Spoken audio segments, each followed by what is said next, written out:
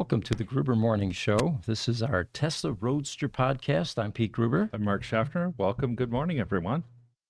The image behind us is an AI-generated image, and it's talking about the number of Tesla Roadsters that are for sale.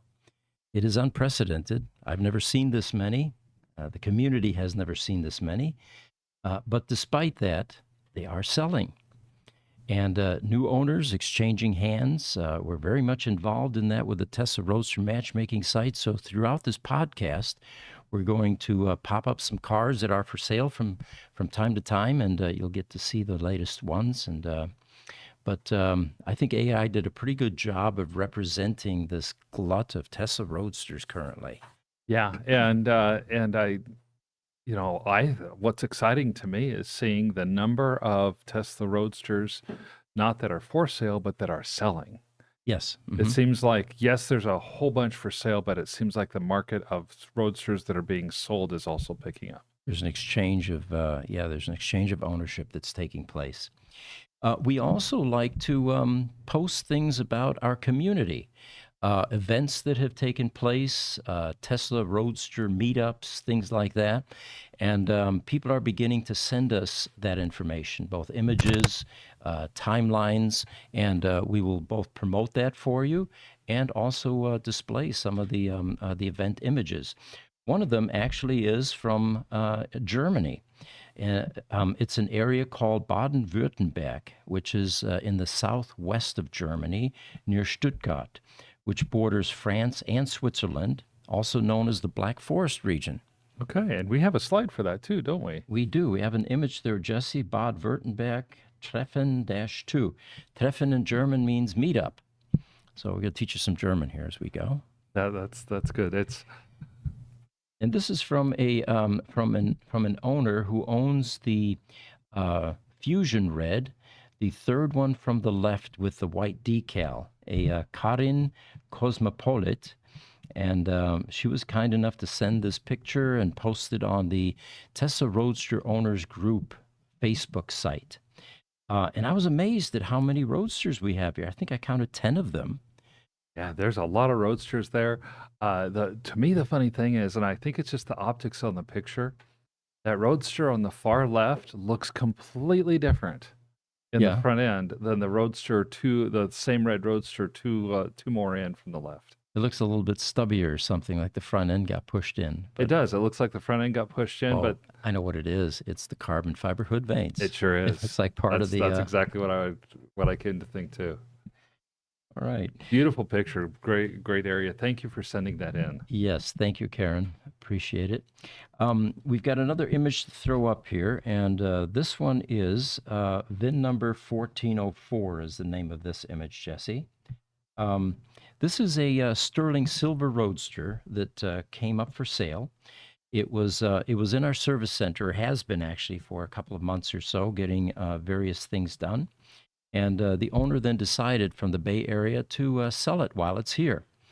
And sometimes owners do that because, well, a number of things. One of them is we take wonderful pictures like this of your car.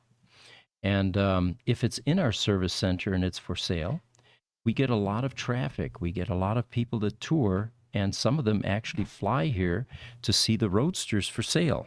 Mm-hmm. Not only can they see them, touch them, feel them, see them, but the owners actually allow test drives. So if you're very serious about a Roadster, that's a great way to experience it before you pull the trigger. Yeah, and like we were talking about before, where some of these Roadsters sell, we're starting our escrow service on this one this morning.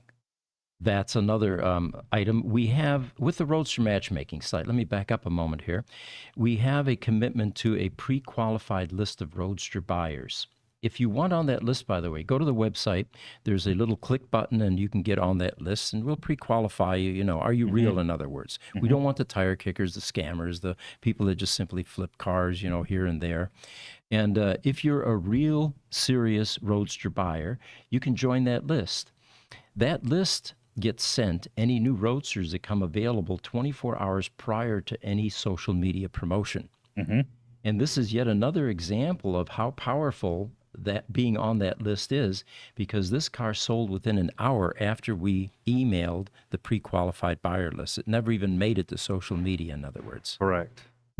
It ended up selling. It was, well, the asking was 85,000, and we typically don't disclose what the final price was because that's between buyer and seller, Right. and we're not involved in that. But this particular car had some cool options. There was a Roadster car cover, one of the original ones. There was an MC240 charge cable, fairly standard. That's the big, thick 240 volt cable. An MC120 charge cable, which is the what's called the yellow charge cord. And then a CAN Junior adapter, which now allows you to charge from a J1772 type charge method. The description included, and this was from the owner, it spent most of its life in a garage, and as also indicated by the low mileage, and it was 8,968 miles, so under 10,000, with occasional trips to Napa and other weekend getaways. And the reason for selling, we usually ask sellers, the potential owners want to know, why are you selling it? Sure.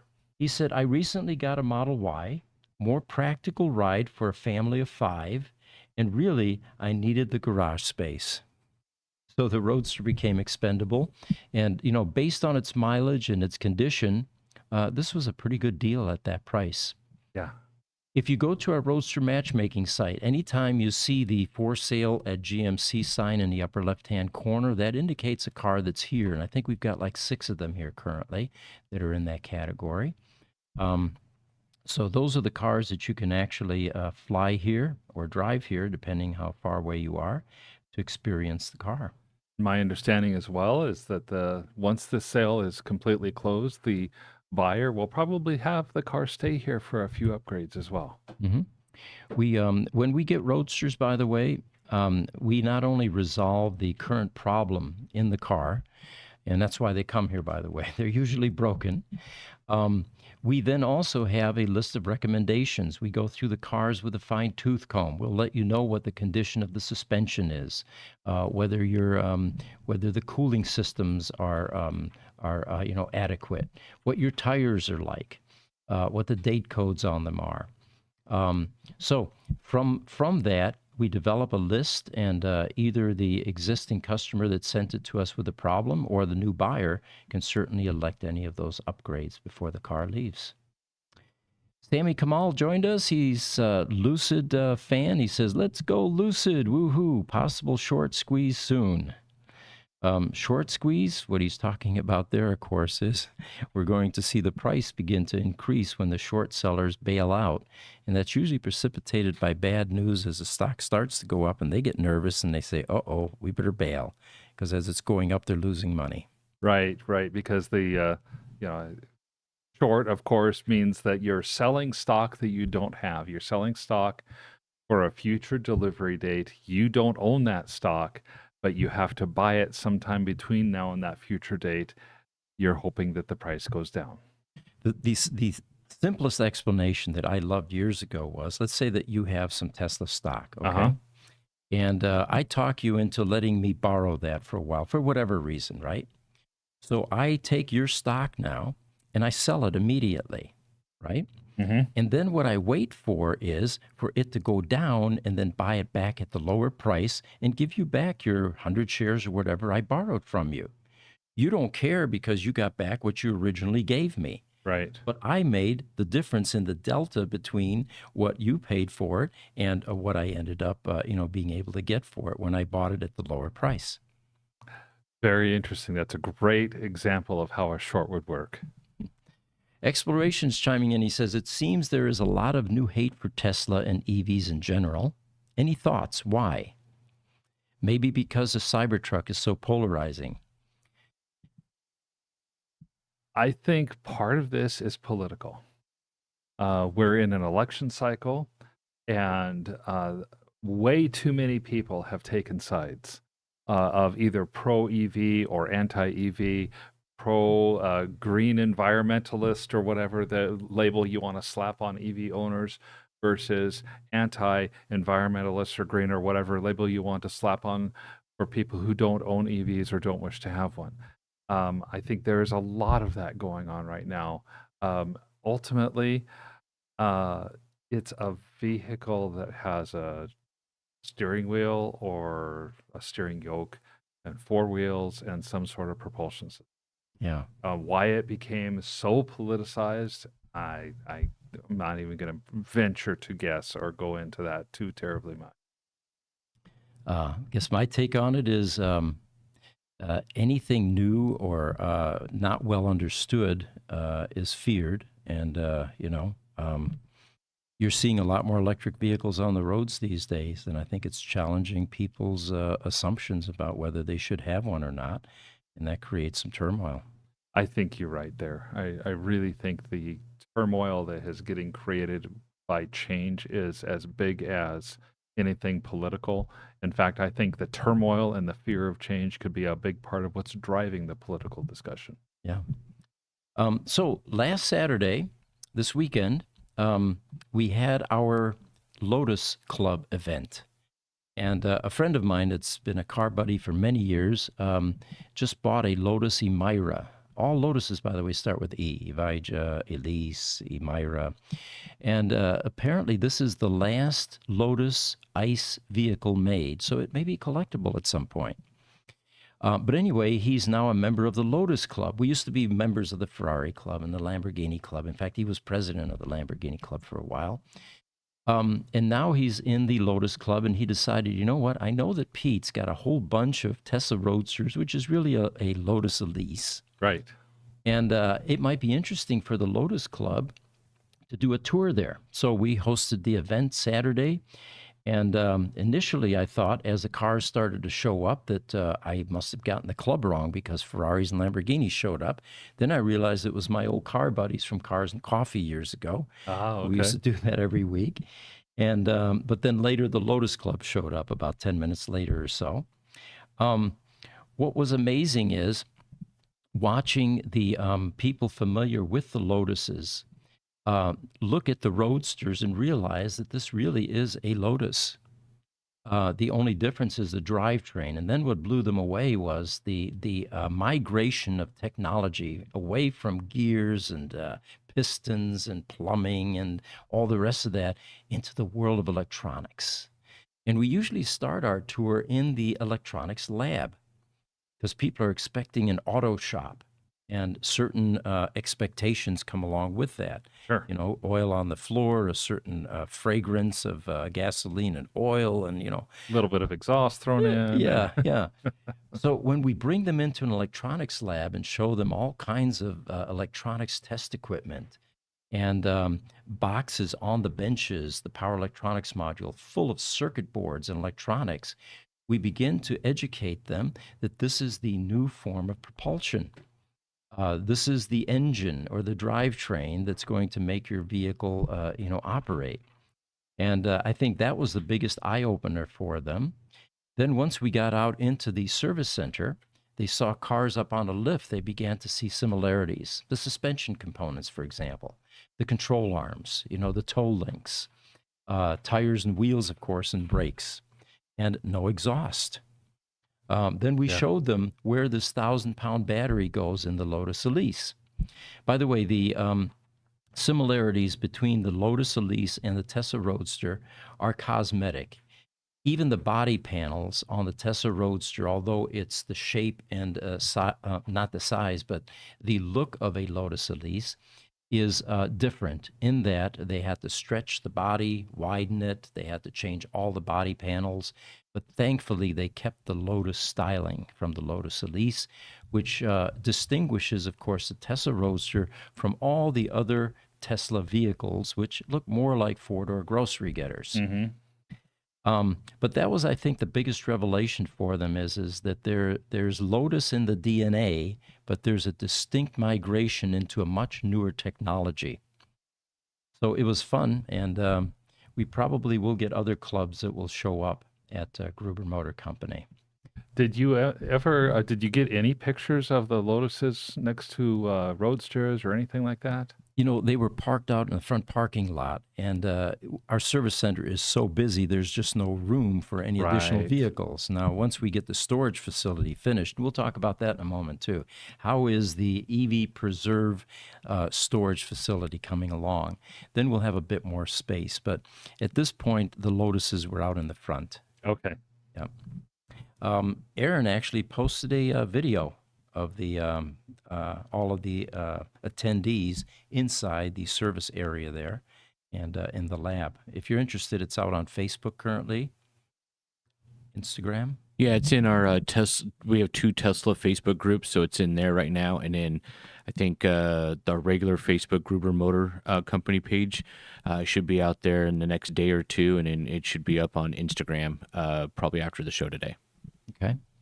Thank you, Aaron. Toski joined us. He says, hello, Mr. Gruber. Tesla cars are rapidly losing value in Ireland. At this stage, it seems like Tesla is one of the cheapest secondhand cars, 2022 Model 3 at 22,000 euros. Nobody really wants these cars. Now, that's surprising. My take on that is that we've got to take into account the dramatic price decreases that have taken place, especially since the beginning of 2023. So a 2022 Model 3 probably sold somewhere between $50,000 and $75,000, or which would have been between 45 and 65,000 euros or thereabout. Fast forward, that same Model 3 in 2024 is going to be 35,000 to about 42,000 euros. And so seeing a 2022 go from 35 to 22, if you take the current price new, you realize that's not nearly as bad a depreciation as you might think. I do agree the used car values for these Teslas is incredible. You've got a vehicle that is a fifth of the cost of gasoline to try to fuel, far less in general than gasoline cars when it comes to maintenance. But at the same time, you've got that perception of, I had a car that's way up here in price and now it's way down here. Not really, because the new cars have gone from up here to there. And of course, what we find is we are buying Tesla Model S's when we can, and we put them into a lease program for recurring income. The amount of maintenance required for those cars is minuscule compared to any ICE vehicles. And we have those as well in our fleet for the field engineers, for example. Yes. We're talking oil changes, tune-ups, you know. Yeah, so we're enjoying the reduced maintenance with EVs. Got an image to throw up here, Jesse. It's called ESS Pack Plumbing. And if we want to grab a couple other questions. Yeah, there. Exploration also has joined us and said the $100,000 Lotus Emira has the same base 3.5 liter V6 engine as the Toyota Camry. Yeah, it's embarrassing, isn't it, when you think about it? That kind of is. And I went ahead and looked up the weight on the two cars to see, what kind of difference in weight do you have? Is the Camry a whole lot heavier to give the Lotus a lot better? Not really. Yeah. The Emira is between 3,100 and 3,300 pounds. The Camry is between 3,200 and 3,400 pounds. Well, my friend that bought that that Lotus Emira has owned a number of exotic cars, and the most memorable I recall was a 1996 Lamborghini Diablo with a 12-cylinder engine. So the Lotus Emira is definitely a step down in terms of horsepower, and but the styling on it was cool as could be. Well, isn't the Emira designed to be a little roadster style car anyway, though? Yeah, good point. Good point. And that's going to be a big difference between that and the Camry. Your roadsters are not necessarily designed to be super, super fast. The Tesla Roadster got that way because of the EV powertrain, not because of any intentional styling. Highlander's chiming in. He says, we will have Roadsters at our Muskegan, Michigan meet event. It's primarily Teslas, but all EVs are welcome. It's June 15th and 16th with plenty of guest speakers. We're also going to be plugging or talking about some events here later on in this podcast. So, again, let us know which ones you would like us to promote. We've got the Euro Tesla Takeover event happening actually in a week and a half. It'll be May 25th and 26th. I will be there. We'll do a live podcast from there. They're expecting 1,000 EVs in just outside of Salzburg, Austria, in the Alps, in the rolling hills. Well, we're getting the times really nailed down for that. I do know that EV event on the 25th is from 10 a.m. to 6 p.m. European Central Time. And so this next week, we'll announce for you the exact time of our podcast. We're thinking it's going to be somewhere in that 6 a.m. to 8 a.m. Mountain Standard Time frame, which would be late afternoon. Kind of depends on when you're speaking there. Right. What we have thrown up here is, again, this is the Roadster podcast, so we're going to be talking about some of the Roadster service challenges. And what you're seeing here is the ESS battery pack cooling system manifold that sits at the very base or the bottom of the ESS main battery pack. There are 11 sheets. Each of them have 4 entrance and outlets for cooling, and they run glycol through there to maintain thermal management in those battery sheets. These are rubber hoses that you see, and the Tesla Roadsters are going on 16 years now. Rubber hoses don't like, age, and No, they they become don't. brittle, they become cracked, and we're beginning to see the early signs of the deterioration in this kind of cooling system in the Roadsters. These are all age-related problems because in all the years we've been working on Roadsters, we're beginning to see this now. It's beginning to evolve. So what we're showing here is the hoses that have been replaced on a Roadster, and the wiring diagram, basically, that's right by my head there, showing how the coolant lines are attached to those 11 sheets in the Tesla Roadster. We are going to put this out on our website. Jesse, if you can pop up a bit with that image, down below there, lower right, is a cutaway view of the back of the ESS pack, and you can see a bit better. Oh, you know what? You don't have that. Yeah, no, I don't have that. Never mind. Look up the picture ESS Pack Plumbing -2. There you go. Yeah. I superimposed it on my Yes. form here. And here you can see the actual construction of this propulsion pack in a Tesla Roadster and where those plumbing lines are. Now, is it that these plumbing lines are an input and output for each side of the sheet? It's actually a ribbon. If you can picture a flat ribbon duct Okay. that courses through the sheets and touches every single cell in an S-type arrangement. Okay. So inside the sheets now, you are actually cooling every single cell, and as you're providing thermal management, of course, you have an input and you have an output side. There are little nipples for them on the bottom of that sheet, and those hoses then connected to a manifold for an input and an output, which then takes you over to a pump or a couple of pumps in the 2.X Roadsters on the passenger side quarter or inside the passenger side quarter panel.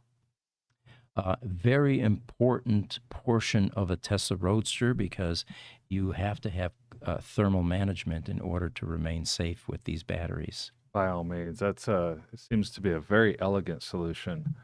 So what we're working on now is we're going to be developing a kit that can be purchased.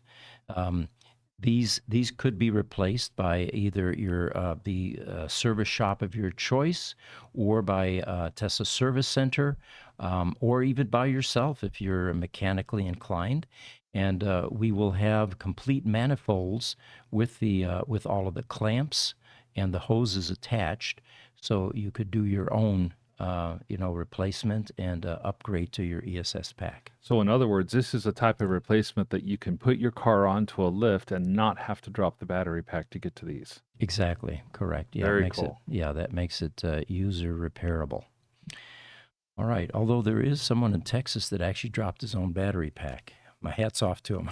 We're talking about man. 1,000 pounds of battery pack. Yeah, my hat's off to him as well. Wow. So, staying on the topic of what's happening as your roadsters age, what kind of service issues are we seeing? What kind of trends are evolving? Here's another one. What I have here, and we've got an image here, Jesse, that we could pop up. It is called Switch Pack Under Dash. Underneath your driver's side dash is a little black box, literally like this. Input connectors, output connectors. And what's inside this little black box, and we'll see it here under the dash here in a second. I'll wait for that to pop up. It might be a little bit more relevant once we get that up. There we go. To the right, what you're seeing is a cut-off steering wheel or steering column. Mm-hmm. Upper middle is where this little black box resides. And on the bottom there, you can see the driver's side fender. And of course, the windshield and the VIN tag is right there. This little guy sits underneath a black dash typically. I can't hold it up here. There we go. All right. Well, it's right there. You can see it. And we actually did some temperature analysis. In Phoenix right now, we're not quite into triple digits yet, except for today, I think. We were in the high 90s. Yeah, we were 97 or 98 yesterday and be about 100 today. So what we did was we did some data logging. We put some probes by the switch pack underneath the dash to see what kind of temperature extremes this switchback or this little black box would be exposed to if we left the car sitting outside in Phoenix, Arizona, before it reaches the triple digits. They recorded temperature of 177 degrees Fahrenheit. Now, what's inside the switch pack, Jesse, we can get rid of that image and then I can hold up this circuit board. There we go. What's inside that black box is a circuit board that looks like this. You can see the input and the output jacks and sockets. Fortunately, there are no electrolytic capacitors on this, at least the large ones that will dry up. But there is a microprocessor here. Then there are what's called MOSFETs. Those are metal oxide semiconductor field effect transistors. And their function in life is to switch heavy loads. What this does is it eliminates the need for big, heavy switches like for your brights. Do you remember in the older cars, you had a foot switch? Oh, yeah. And that was good for at least 30 amps or so because it had to switch the headlights. Or you had switches on the dash, including dimmers. Those all had to be high current because they didn't have semiconductors like this that did the heavy switching. So what this does is it allows small switches in the car and does the heavy load switching on the circuit board using MOSFETs. The problem is these are semiconductors, and being exposed to temperatures like what we recorded or even hotter when it gets into triple digits in Phoenix, Arizona, eventually takes its toll on these components. So what we're finding is we're seeing an elevated increase of switch pack type errors. The errors are the headlights don't work properly. Your turn signals don't turn on or work. The gear shifter switch buttons do not work reliably or don't work at all. And so anyway, at this point, what we're doing is repairing these. But we're coming up with a solution for this. And if we can go back to that picture, Jesse, where we show it underneath the dash. The name of that is Switch Pack Under Dash. What we're working on now is relocating the switch pack. Being underneath the dash, especially black ones, And cars sitting outside is a terrible place to put electronics like this. So what we're going to do is develop extension cords for those 4 sockets that you see there. And like the vehicle management system module, which sits underneath the passenger compartment footwell, out of harm's way, out of direct light, out of the heat, we're going to mount this underneath the driver's side footwell in some spot using extension cords to go back up to where the original wiring harnesses are. That's going to remove that hostile environment from this piece of electronics that is beginning to fail in Tesla Roadsters. So stay tuned. We're going to be putting items like this out on our e-store in the services section as well to make that available with descriptions as to what it does, why we're doing it, what the costs are, and all of that. Right. That's a fascinating piece of information because and it's that we've only seen these switch packs starting to fail. What is this? Just our second summer that we've started to see it? Wasn't it just about a year ago that we started to see the failures? The trend is going in the wrong direction. Yeah, Exactly. it really Yes. is. It really is. So stay tuned. We'll have more information regarding that for you. Update on the EV Preserve EV storage facility. We've got an 8,200 square foot building that is in its final stages of completion at this point. Today they're putting in the security system, by the way. Bay Alarm was here. Nice. Yeah. And it will be a Tesla Roadster exotic car storage facility. We think it'll be the first of its kind. There are many exotic car storage facilities, of course, that are offering that service, but none are dedicated to electric vehicles because electric vehicles really haven't gone collectible yet, except for the Tesla Roadster, which is beginning to head in that direction. So we feel we're going to have the first EV dedicated storage facility. And we're going to probably be officially open within the next couple of 3 months or so, based on the timelines that the contractors are now giving us. You know, the contractor is just about done with everything, and then we've got our internal build out that needs to take place once we get the certificate of occupancy and everything is officially done. It's exciting for us. We're looking forward to it. And, you know, the difference between that and your standard exotic car storage facilities is we know what we're doing. We know how to charge these cars. And it's no secret. There are storage facilities that just simply occasionally brick a Tesla Roadster because they're not following the charging protocols. What we're going to be doing in this facility is a number of things. It will be fully air conditioned, not evap cooler, not ambient temperature so that you get extreme hot and cold. This will be completely environmentally controlled. It will also have umbilical cords that come down from the ceiling, a charge to each car, continuously available, and the cars decide when they need a charge and not, so there is no human error that's going to be involved in that. Every car will have an open vehicle management system in it, which is the OVMS module, another black box that provides data about the car, continuously doing data logging. That information will be fed to a control center in the front of our building with big flat screens, which are continuously monitored. And the best part is not only are we continuously in communication with the vehicles, but the owners can be as well through their cell phones with that open vehicle management system.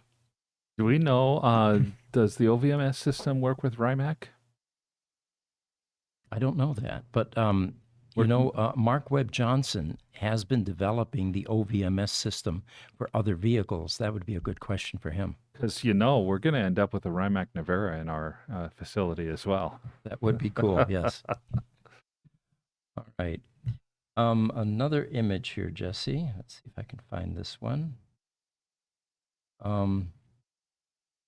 You know what? I don't have this one up. If we can go...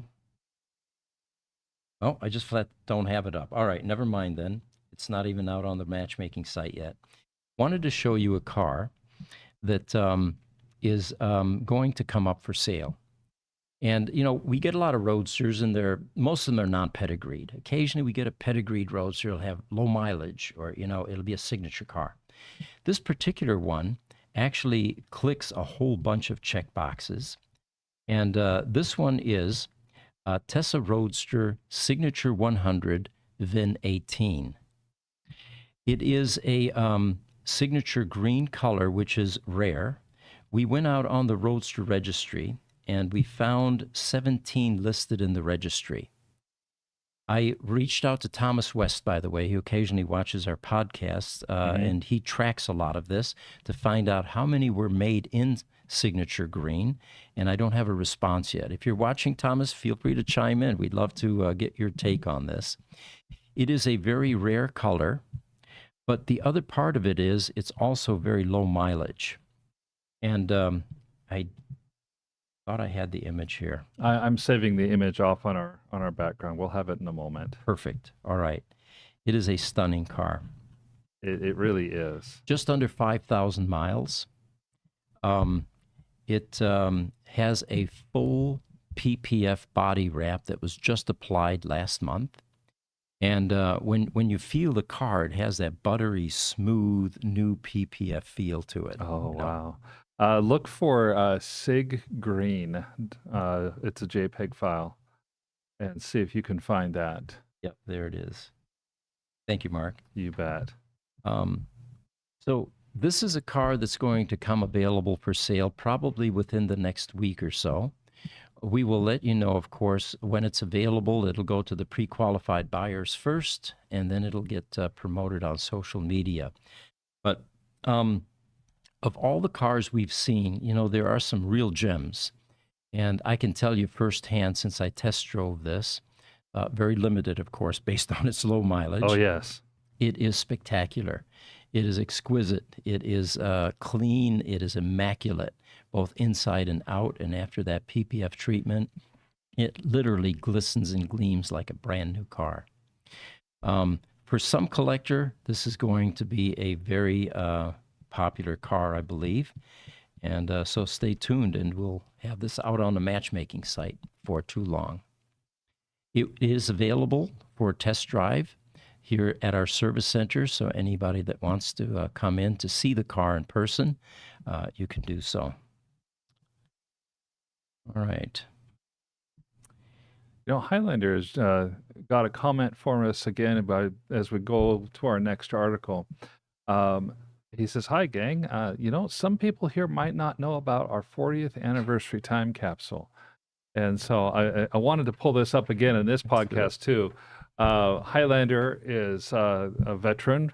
Thank you for your service. He was on the USS Norfolk. And it says, "Congratulations to us on, thank you very much for the picture, Highlander." Even his daughters, I do believe it's Ellie, Hudson, and Annie also signed it. So we really appreciate you doing that. Our 40th anniversary celebration party is going to be on Friday. This Friday, yes. This Friday. And Highlander will be joining the Power Hour podcast on Friday as well as a guest. So looking forward to seeing you on that. It doesn't seem like 40 years ago. I guess that ages me too, but I was late 20s, I believe. And it just doesn't seem like it's been that long. But what we're going to do is the staff got a time capsule. We're going to be putting certain things in there. One of them high on the list, of course, is the Tesla sunglass cases. Yes. We have made.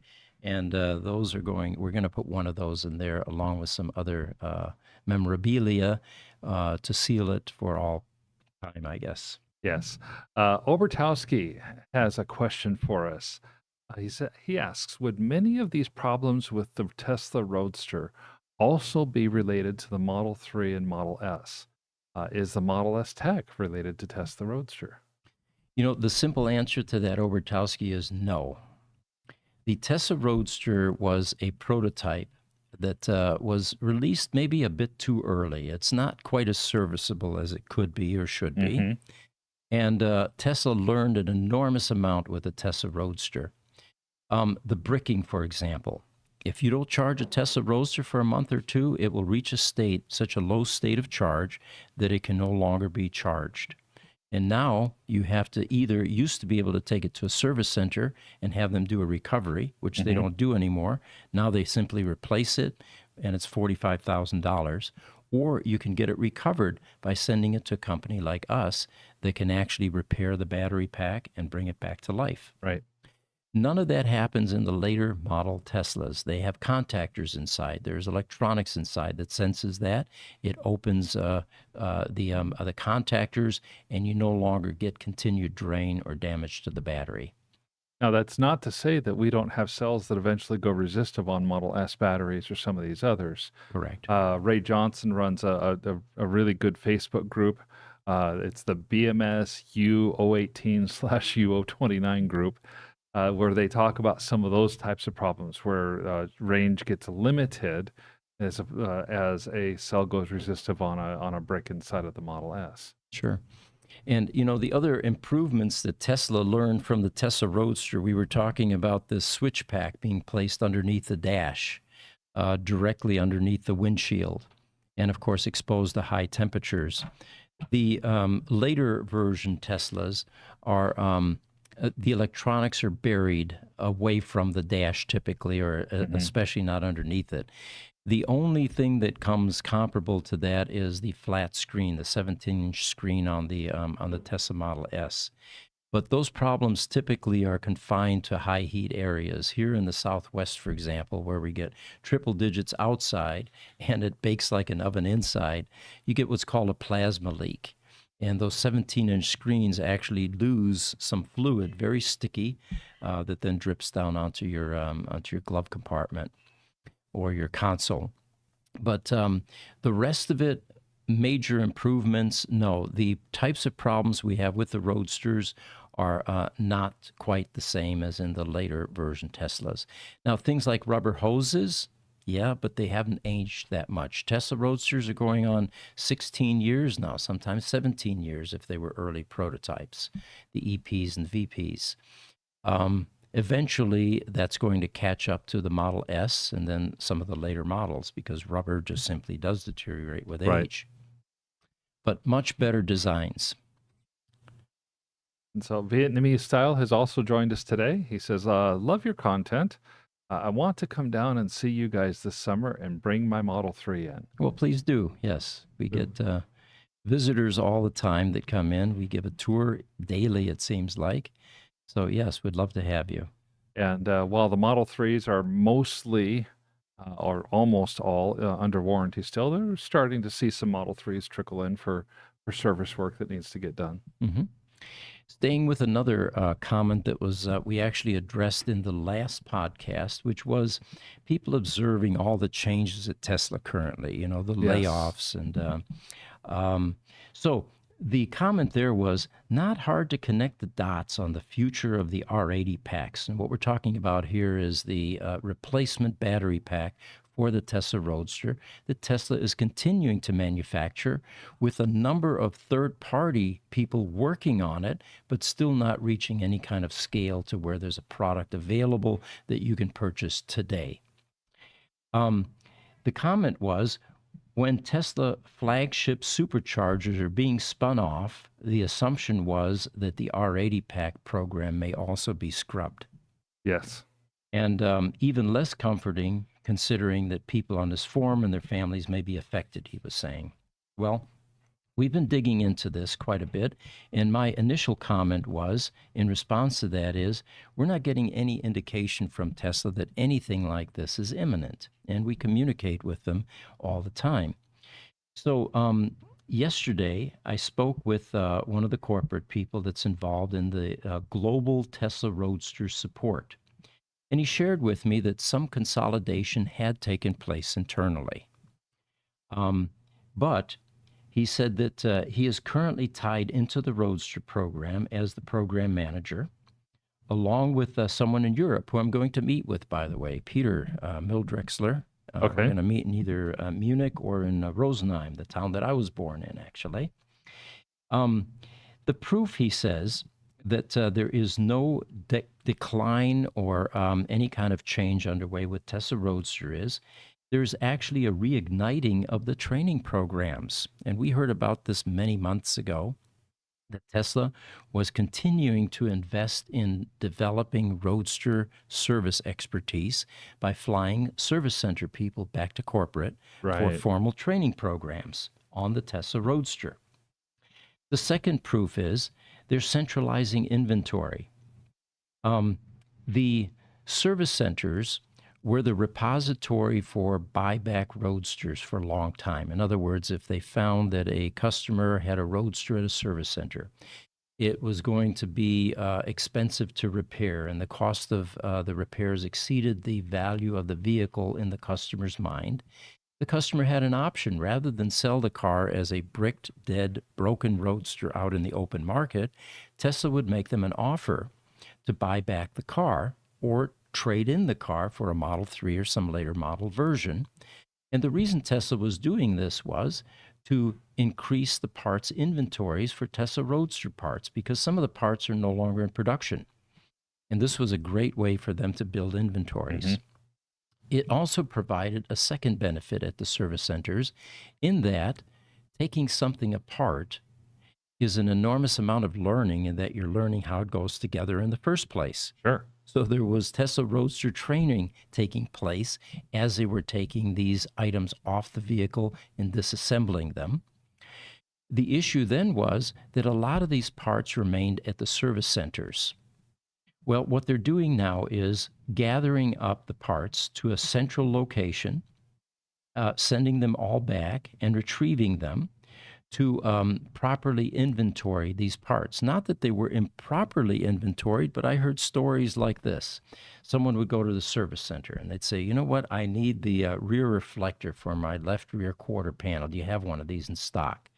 And they'd say, no, we're not showing it in stock, but if you want to go out and back and do a pick and part thing and pull one off a Roadster that we've got back there, you can do that.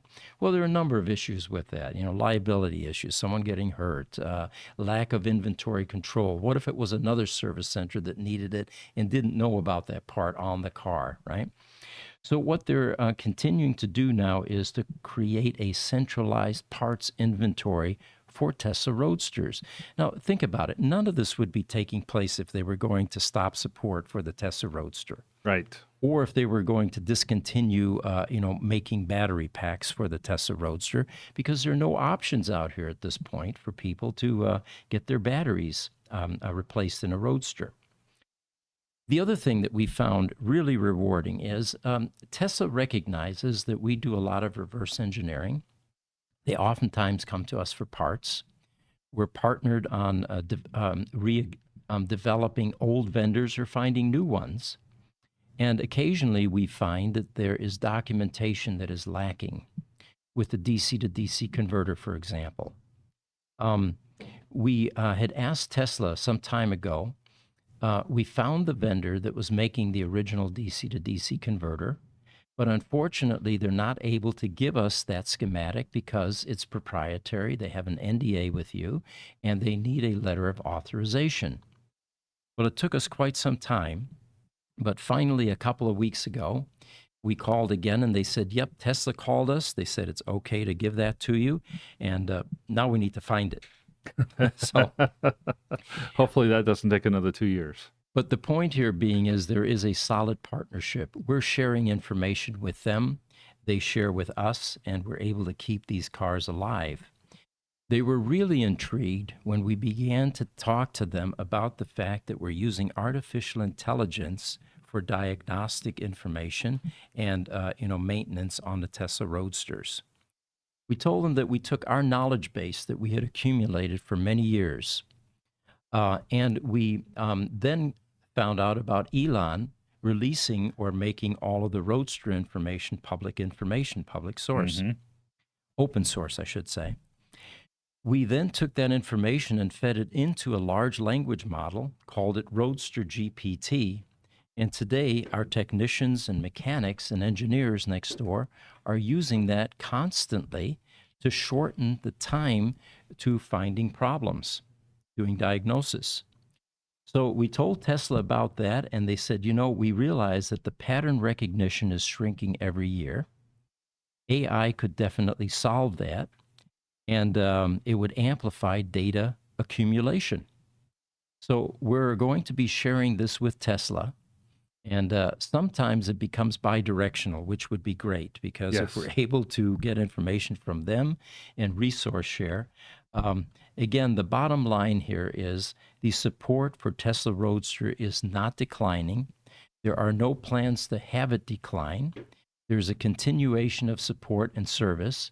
And as I pointed out in that comment on Facebook a couple of weeks ago, I can't imagine that Tesla would end support for their first generation Tesla Roadster while they're trying to sell a $250,000 second generation Roadster, which no one will buy if they think that support's going to end for that at some point in the future.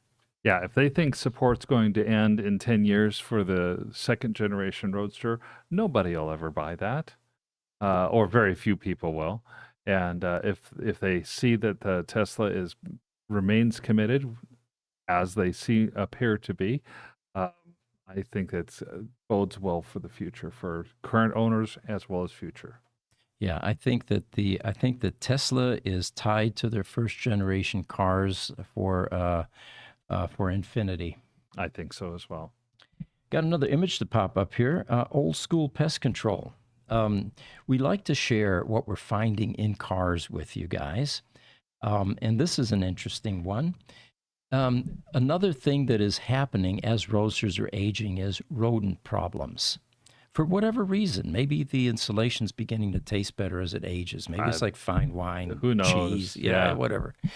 But anyway, in the running board of a Tesla Roadster, one of our mechanics, Brian, found the old school method of rodent control, which is a reminder that if you're leaving your car outside, and you live in an area where rodents are plentiful, and we're talking about rabbits, mice, rats, even certain types of insects. Remember the Chinese roadsters? Everything we took apart as we were uncrating and unpacking, a flurry of roaches would scurry and stream out of anything that we touched. Yeah, the Chinese roaches are going to take over the German roadsters in this neighborhood, probably. So we thought we'd share that with you. This is definitely a handy way to do it, but there are better ways. One of the latest roadsters that we repaired from some extensive rodent control, we actually ended up putting ultrasonic devices in the car in 3 different places. They were inexpensive, under $30 or $40 or something like that. And these devices emit a high frequency sound that the insects and the rodents don't like. So it keeps them out of the car. And this particular car had extensive damage, fully repaired, and now it has these devices in it, which hopefully will prevent it from reoccurring. We have a couple questions while we go to our next article. Toski is asking your opinion. He says, would you rather buy a Tesla Model 3 2022 with 22,000 miles on it, or a Tesla Model S Plaid with 100,000 miles on it? Obertowski, that is a tough question. It's a tough decision. That Plaid is definitely an intriguing car. What I would recommend you do is take a look at the owners of these vehicles. If the Plaid owner is somebody that cannot turn down a challenge, I would say that Plaid probably has gotten a lot of wear and tear. Yeah, it's going to have some real high torque type of wear and tear that the Model 3 would not have if that's the case. Now, if it's somebody's grandmother, I'd probably jump all over that because a Plaid, I think, will hold its value better than a Tesla Model 3. Sure. But yeah, I think whenever you buy a car, my advice is it's as important to look at who owned it, how they drive their cars, how they take care of their things. If you can go to their house, that's a wonderful way to get a sense for what kind of a deal you're going to get. Yes. And why are they selling it? That is also a critical question. You know how many people, end up pouring money into their car because it's become a money pit, and then decide, well, I'm getting rid of it now. Well, they're not going to tell you that when you go to buy the car. Why are you selling it? But that is definitely an important bit of information. Then Vietnamese Style has come back and said, my Model 3 is out of warranty right now. It's at 200,000 plus miles. I was wondering if you'll be doing more Model 3 services in the future. Would you guys be a good place to call if I have a battery failure for my Model 3? Well, right now, we are so busy with Tesla Roadsters that we have long lead times on the other models, even though those are either out of warranty already, like the Model S's, or going out of warranty, like the Model 3s. The Model X's are already going out of warranty. We are not a good source today, but we are continuously growing. We're adding staff. I think someone starts next week, actually. Yes, that's what I heard. And when that happens, we then begin to work on the wait list and the timelines. And at that point in time, things may improve tremendously. So today, no. In the future, in a few months, yes, I would say look us up. And of course, if you're not having a problem, then keep us in reserve.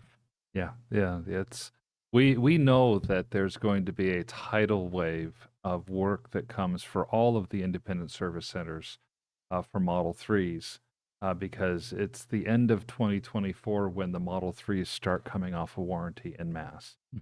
So we're definitely preparing for it. Got another picture here, Jesse. This one is called VIN 638. And this is a Roadster that is going to show up on our Roadster matchmaking site. But before it got there, this owner began to advertise it himself. And by the way, that's an important concept.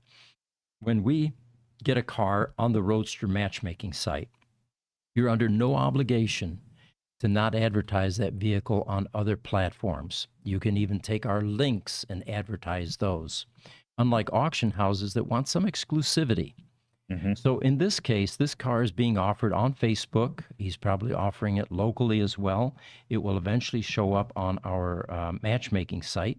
But, based on the story on this car, I don't think it's going to last long. He's asking $99,000 for a right-hand drive car that has what appears to be some enhancements. If you look at the detail on the stripe and the, blacked out T, I think the wheels are an upgrade too. I don't have a side shot of it here.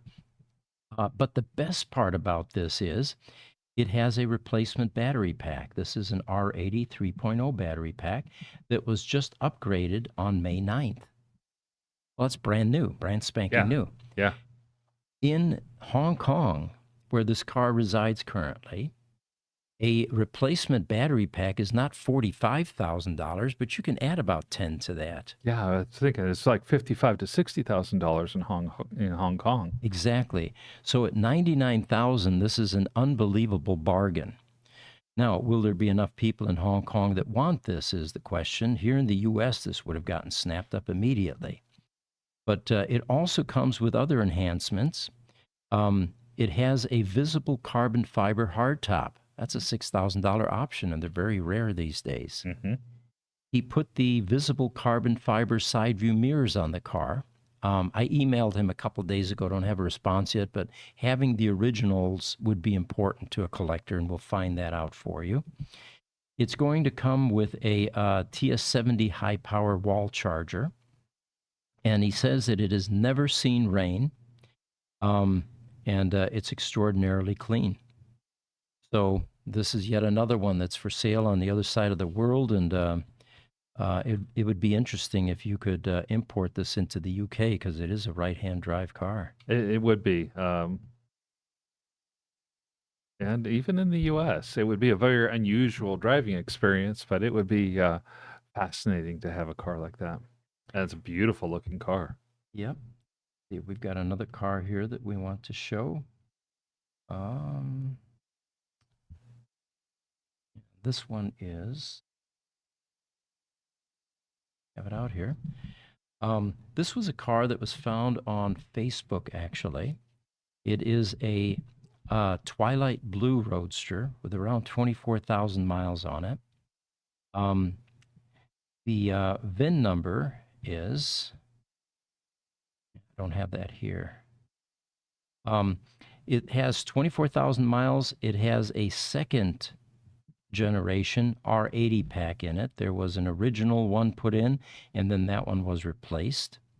I don't have the details precisely as to why the first one went bad, but it does now have the second generation R80 pack. There it is, VIN 809.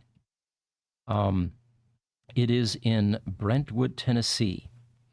And there's some question as to whether this price is going to stick. He's also selling it for $99,000.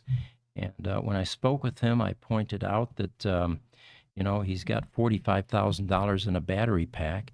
Essentially, he's got a $54,000 car here for a fully functioning Roadster. Yeah, and Jesse, I did put a VIN 809 picture out on the image site for you to look at. Perfect. We Put can up. bring that up. Yeah. It's a beautiful twilight blue look. The picture makes it look almost black. Mm-hmm. The latest Twilight Blue that sold on Bring a Trailer fetched $110,000, which was uncharacteristic for Bring a Trailer pricing. They're usually in the 70 to 80,000 range, and this one went for 110. It had 5,000 or 6,000 miles or something like that, and it's going to Dubai actually. So we don't know if that was an anomaly, whether there were simply two rich guys that wanted the same car, Right? or whether a car like this will be able to reach that kind of a level as well. But anyway, if this may show up on our Roadster matchmaking site, so we'll have more detail and more pictures and more of a backstory. So keep an eye out for this one. Let's see, we have the, let's go to Foster-1, Jesse. One of the Roadster community, longtime Roadster community members, Foster Henderson. He has a Roadster, and he ended up taking it to the New Jersey Roadster Rally in Ocean City, New Jersey. That was May 11th on the boardwalk. And the whole theme there was Roadsters, various brands, various types. There happened to be two Tesla Roadsters there.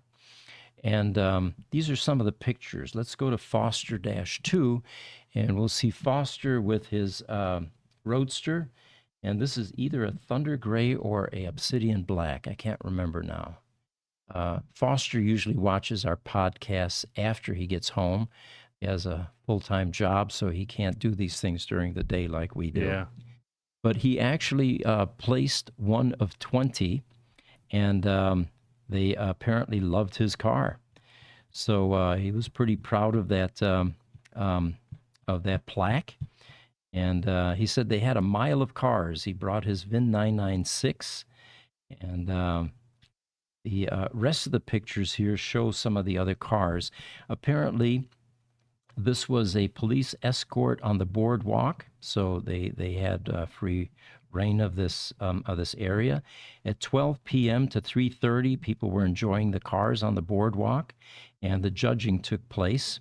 By 4 o'clock, they were handing out trophy presentations. They had music on the pier, and then all the cars paraded off the boardwalk by 4:45, and Foster was the recipient of that plaque that you see there. The next one is Foster-3, and you can see some of the other Roadsters there. And then let's do Foster-5.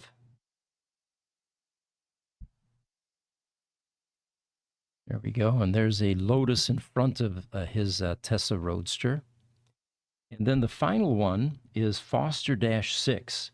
Now, on the way back, apparently Foster ran into some problems being able to charge his car, and he lived far enough away from this where he needed a charge. Mm-hmm. They had level 3 destination chargers, and the Roadster would not accept that.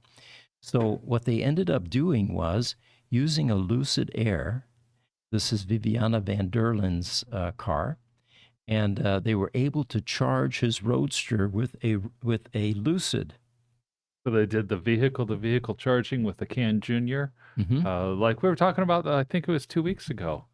That's very cool. And actually, Viviana chimed in on Facebook, and let me read you what she had to say. She said, "The Lucid was quite handy.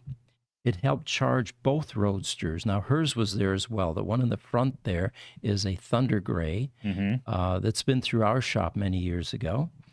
And she said, it helped charge both Roadsters, especially at the hotel where the Roadster destination chargers were Gen 3 and did not charge the Roadsters, besides costing 45 cents a kilowatt hour. Wow. So at the event, they were able to charge, and then at the hotel, which helped Foster Henderson charge up and make it home after the event. And after all that, she said, the Lucid still arrived back home with plenty of range. So again, we've got some cross-pollination taking place there, and many thanks to Lucid. Very cool to see, I tell you. It saves the day. The thing that we've been working on, the Roadster to NACS conversion project, I have an update or not an update for you. At this point, the two sample pigtails we sent them from the 1.5 and the 2.0 Roadsters are in the hands of the vendor that originally made the pigtails for the Roadster with the proprietary connector. We do not have a sample back yet or any information as to what the MOQ is going to be. But the point here being is, once we get the Roadster upgraded to a NACS socket, some of these problems are going to go away. Yes. All right. We have another image here, Jesse, we can bring up, and this one is AC machine. In the world of EV charging or EVAC units, the most common refrigerant is R134A, which we've had for some time.